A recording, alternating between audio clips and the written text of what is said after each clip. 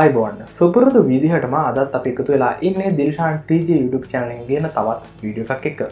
ඉතින් අද අපි කතා කරන්න බලාපොරොත්තු ඉන්නේ Windows computer එකක තියෙන C drive එක කොහොමද කොටස් වලට වෙන් කරගන්නේ කියලා.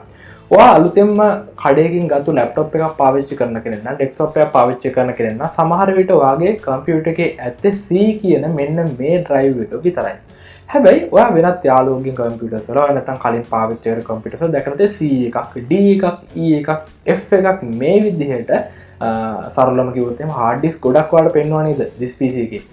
ඉතින් මේ විදිහට hard disk ගොඩක් විදිහට පෙන්වන්නේ අපි මේවට කියන්නේ partition කියලා. ඒ කියන්නේ එකම hard disk එකක් තමයි ඇතුලේ තියෙන්නේ. හැබැයි මේක කොටස් වලට වෙන් කරලා ඔයාලට අවශ්‍ය විදිහට data save කරගන්න මේ විදිහට අපිට hard disk එක මේ අපි කැමති ස්ටෝරේජ් එකකින් කොටස් වලට වෙන් කරලා භාවිතා කරන්න පුළුවන්කමක් තියෙනවා. ඉතින් ගොඩක් වෙලාවට කඩෙන් අලුතෙන්ම ගන්න ලැප්ටොප් එක අපිට බලා ගන්න පුළුවන් ඉන්නේ C drive එක විතරයි. මේ වගේ වෙලාවකදී කොහොමද අපි අර විදියට D එකක්, E එකක්, F එකක් වෙන් කරලා අපේ data save කරගන්න partition හදාගන්න කියලා පැහැදිලිව කතා කරමු මේ වීඩියෝ එකෙන්.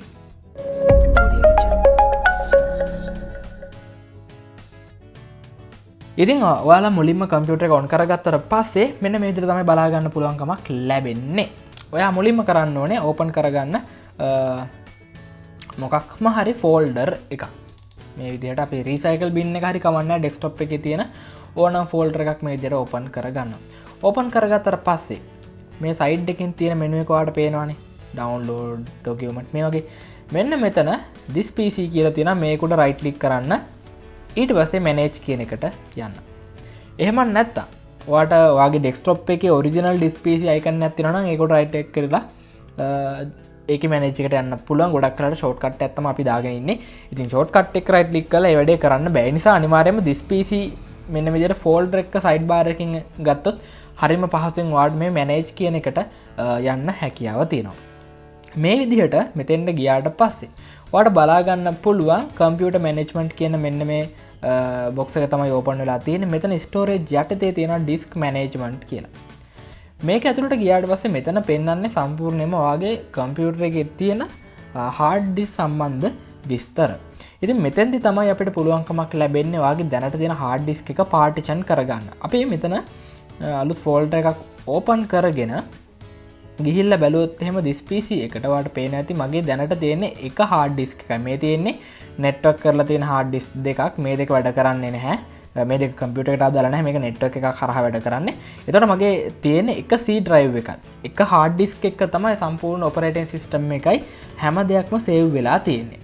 එතකොට මම කරන්න ඕනේ මට දැන් අවශ්‍ය වෙලා තියෙන්නේ තවත් hard disk එකක් හදාගන්න. එහෙම නැත්නම් තවත් partition එකක් හදාගන්න. මම මේවට ගොඩක් සරල භාෂාවෙන් තේරෙන්න මෙහත් තවත් hard disk එකක් කියලා එහෙම කියන්නේ. නැත්නම් ඒක අපි කියන්නේ partition එකක් හදාගන්න. දැන් ඔයාලා දැකලා C drive එක, D drive එක, E drive එක මෙහෙම තියෙනවා. ඒතර C එකේ ගොඩක් වෙලාවට අපි save කරලා තියන්නේ system එක විතරයි. D එකේ තමයි අපිට ඕන අනිත් දේවල් ටික ඔක්කොම ටික දාන්න. ඉතින් ඒ විදිහට මට තව C drive එකක් හදාගන්න ඕනේ වුණොත් එහෙම ඒක කරන්නේ කොහොමද කියලා තමයි දැන් බලන්න යන්නේ. හරි. ඔයා මුලින්ම කරන්න ඕනේ මෙන්න මේ C drive එක. මෙන්න මෙතන බලා ගන්න පුළුවන් C කියලා සහ ඒකේ GB ප්‍රමාණය. මෙතනින් ඔයාලට හොයා ගන්න පුළුවන්. මේ disk 0 යටතේ තියෙනවා. එතනින් හොයා ගන්න පුළුවන් හරියටම C එක කොහොමද කියලා. එහෙම හොයාගත්තට පස්සේ මේක උඩ right click එක දාගන්න. දැන් තියෙනවා මෙතන shrink volume කියලා. මේ shrink volume කියන එක උඩ එකපාරක් click කරගන්න. එතකොට මේ විදිහේ චූටි box එකක් බලා ගන්න පුළුවන් වෙයි. ඊට පස්සේ මේ විදිහේ එකක් අපිට බලා ගන්න පුළුවන්කමක් ලැබෙනවා. හරි. දැනට GB 234ක් මගේ C drive එකේ තියෙනවා. මට අවශ්‍ය කරනවා මට මෙතනින් GB 100ක partition එකක් වෙනම කඩලා එළියට ගන්න. එතකොට මට කරන්න තියෙන්නේ මොකද්ද? මෙතන type කරගන්න ඕනේ 100.3. ආසන්න වශයෙන් අපිට මේක GB 100ක් කියලා කියන්න පුළුවන්. හරි. මම මේ විදිහට ටයිප් කරගත්තට පස්සේ මෙතන මේ තියෙන shrink කියන බටන් එක ක්ලික් කරගන්නවා. මම මගේ වීඩියෝ එකේ සයිඩ් එකෙන් දාන්නම් කොහොමද ඔයාලට අවශ්‍ය GB ප්‍රමාණය හරියටම තෝරගන්න කියලා පොඩි ටේබල් එකක් වගේ එකක්. ඔයාලට එතනින් බලලා ID එකක් ගන්න පුළුවන් කොහොමද මෙතන ටයිප් කරන්න අවශ්‍ය කරන MB ගාන හොයාගන්න කියලා. GB එකට මෙගාබයිට් 1024ක් තියෙනවා. ඒ විදිහට ඔයාලට පුළුවන් ගණන් හදලා බලලත් මෙතෙන්ද අවශ්‍ය කරන MB ගාන ටයිප් කරගන්න. ඔය විදිහට ටයිප් කරගත්තට පස්සේ ඔයාලට පුළුවන් මේ shrink කියන බටන් එක ක්ලික් කරගන්න. ඔන්න ඒ ක්ලික් කරගත්තට පස්සේ මේ විදිහට පොඩි ලෝඩින් එකක් බලා ගන්න පුළුවන්. ඔන්න දැන් අපිට හැදිලා තියෙනවා අලුතෙන් GB 97ක පාටිෂන් එකක්. ඉතින් මම ටයිප් කරේ මෙගාබයිට් 1000ක් කියලානේ. මම ඔයාලට කියවනේ මෙගාබයිට් 1024කින් තමයි GB එකක් හැදෙන්නේ. එතකොට මේ පොඩි අඩුවකුත් එතන තියෙනවා. එහෙම මේවා 100ක් එකතු වෙච්චාම GB 3ක විතර අඩුවක් වෙලා තමයි මේ 97ක් හැදලා තියෙන්නේ. ඒ නිසා මම ටේබල් එකක් වගේ දෙයක් ඉන්ටර්නෙට් එකේ හොයාගන්න පුළුවන් දාන්න. එතනින් ඔයාලට ගොඩක් ලේසියෙන් මේක කැල්කියුලේට් කරගන්න පුළුවන්. හරි. දැන් ඔන්න unallocated space එකක් තියෙනවා. හැබැයි අපි මෙතෙන් ගිහිල්ලා බැලුවොත් එහෙම අපේ this PC එකේ එහෙම partition එකක් බලා ගන්න ලැබෙන්නේ නැහැ. හැබැයි 100 කියන size එක අඩු වෙලා තියෙනවා කියලා අපිට බලා ගන්න පුළුවන් GB 157කට. දැන් අපි ආයෙත් මේ unallocated space එක කළු පාටින් මේ පේන space එකට right click කරලා new simple volume කියන එක click කරගන්න ඕනේ. එහෙම click කරගත්තට පස්සේ new simple volume wizard කියන මෙන්න මේ box එක එනවා. මෙතනින් අපි මුලින්ම next කරගන්න. මෙතන කිසිම දෙයක් type කරන්න අවශ්‍ය වෙන්නේ නැහැ. අපි කලින්ම මේකට අවශ්‍ය කරන size එක දීලායි තියෙන්නේ. ඒ නිසා මෙතන අලුතෙන් type කරන්න අවශ්‍ය වෙන්නේ නැහැ. ඊට පස්සේ ආයෙත් next කරගන්න. next කරගත්තට පස්සේ drive letter එකක් ගැන අහනවා. මොකද්ද මේ drive letter එකක් කියන්නේ? අපි ආයෙත් this PC open කරගත්තොත් ඔයාලට පේන ඇති මේ drive එකේ letter එක C, මේ drive එකේ letter එක Y, මේ drive එකේ letter එක Z, මේ drive එකේ letter එක D. මෙන්න මේ විදිහට අනිවාර්යයෙන්ම drive එකට letter එකක් තියෙනවා. ඒ විදිහට අපිට පාවිච්චි කරන්න බල letters ටික තමයි මෙතන පෙන්වන්නේ. මේවට පෙන්වන්නේ මෙතන A B E F G මේ විදිහට ඕනම අකුරක් පාවිච්චි කරන්න පුළුවන්. ඉතින් අපිට ඊළඟට තියෙන අකුර E අකුර නිසා මම මෙතනින් ඒ විදිහටම E අකුර තියාගන්නවා. ඊට පස්සේ මොකද කරන්නේ? next button එක click කරගන්නවා. ඉතින් මෙතනදී file system එක මේ දේවල් කිසිම දෙයක් වෙනස් කරන්න අවශ්‍ය නැහැ. ඔය විදිහටම තියන්න. ඔයාලට අවශ්‍ය නම් මේ volume label කියන තැනට type කරගන්න පුළුවන් මේ volume එකේ නම මොකක්ද කියලා. හරි මම ඒකත් ඔයාලට පෙන්නන්නම්කෝ. මේ තියෙන්නේ. ඔයාලට පේනවාද මෙතන local disk කියලා තියෙනවා. ඒතර home කියලා තියෙනවා. DVD drive කියලා තියෙනවා. මෙතනත් local disk කියලා තියෙනවා. ඉතින් ඔය විදිහට මෙතනට කැමති නමක් දෙන්න පුළුවන්. අපි type කරගත්තොත් එහෙම data කියලා. ඒක තමයි අපිට ඊළඟට පෙන්වන්නේ අපේ partition එකේ. ඉතින් අපි මේක next කරගමු. ඊට පස්සේ finish කියන button එක click කරගන්නවා.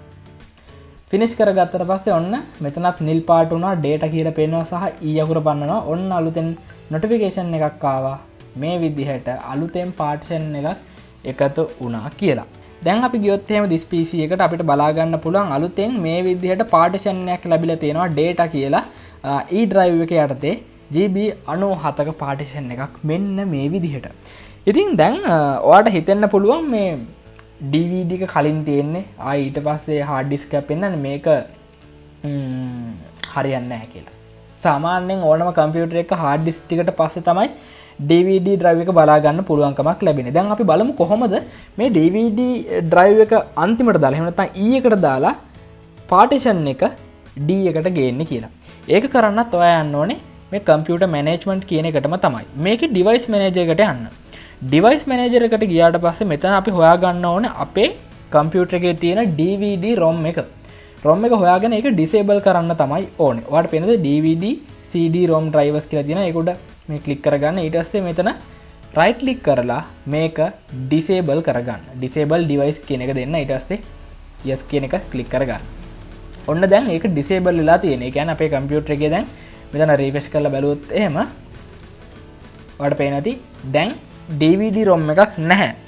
ආයෙත් ඔයාලා මේ disk management කියන window එකට ඇවිල්ලා ආයෙත් disk management එකට ඇවිල්ලා සමාවෙන්න computer management එකේ disk management එකට ඇවිල්ලා මේ data කියන එක උඩ එහෙම නැත්නම් අලුතෙන් හදාගත්ත partition එක උඩ right click කරගන්න.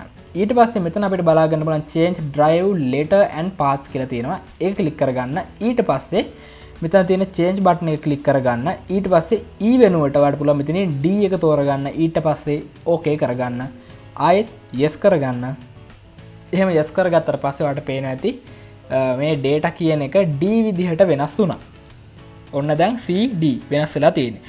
ඊට පස්සේ ආයෙත් management එකට ඇවිල්ලා computer management එකට ඇවිල්ලා device manager එකට ගිහිල්ලා DVD ROM එක enable කරගන්න. ඔන්න දැන් අපි ඒක enable කරගත්තා. දැන් මෙතෙන්ට ඇවිල්ලා බැලුවොත් එම ඔයාලට පේන ඇති අපේ partition දෙකම තියෙනවා. ඊට පස්සේ DVD ROM එක මේ විදිහට බලා ගන්න පුළුවන් E letter එක යටතේ. ඔය විදිහට තමයි අලුතෙන් partition එකක් හදාගන්නේ. අපි දැන් බලමු නිකන් හරි වාගේ C drive එක full වුණාට පස්සේ මේ විදිහට හදාගත්ත partition එකක් මේකට එකතු කරගන්නේ කොහොමද කියලා. ඉතින් ඒ වැඩේ කරන්නත් computer management එකට තමයි යන්න ඕනේ. ඊට පස්සේ disk management එකට එන්න. ඊට පස්සේ මේ D කියන එක මම දැන් delete කරගන්නවා.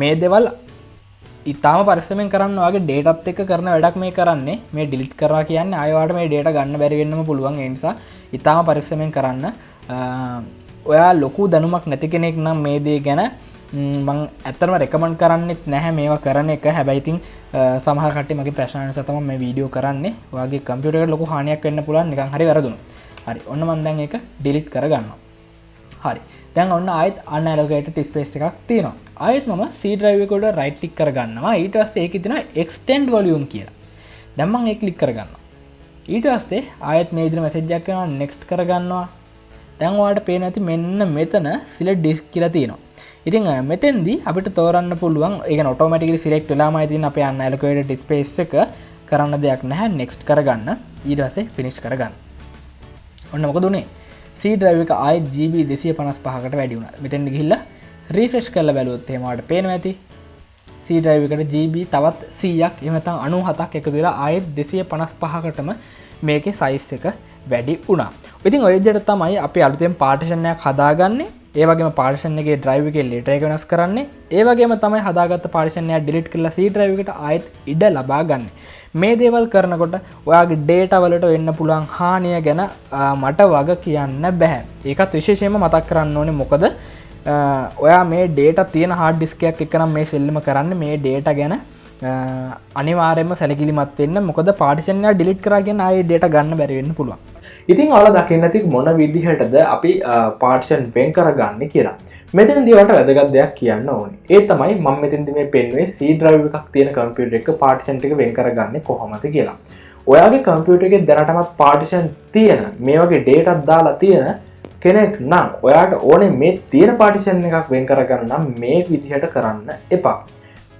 ඊට කලින් ඔයා කරන්න ඕනේ වැදගත්ම කාරණයක් තියෙනවා. ඒ තමයි මේ ඔයා කඩන්න බලාපොරොත්තු වෙන partition එකේ තියෙන data ටික වෙනත් තැනකට copy කරලා මේක backup කරලා තියාගන්න. මොකද C drive එකට මේ විදිහට කරන්න පුළුවන් වුණාට වෙන කිසිම partition එකක් මේ විදිහට dataත් එක්ක partition කරන්න බෑ. එහෙම partition කරොත් මොකද වෙන්නේ? ඒ තියෙන data ටික සම්පූර්ණයෙන්ම නැතිලා format වෙලා අලුතෙන්ම partition දෙකක් හැදෙන්නේ. ඒ නිසා ඔයා data තියෙන partition එකක් මේ විදිහට කොටස් දෙකකට වෙන් කරන්න යනවා නම් අනිවාර්යයෙන්ම වෙනත් තැනකට data ටික copy කරගෙන මේ වැඩේ කරලා ඊට පස්සේ ඒ data ටික ආයෙත් ඔයාගේ partition වලට වෙන් කරලා දාගන්න හැකියාවක් ලැබෙනවා.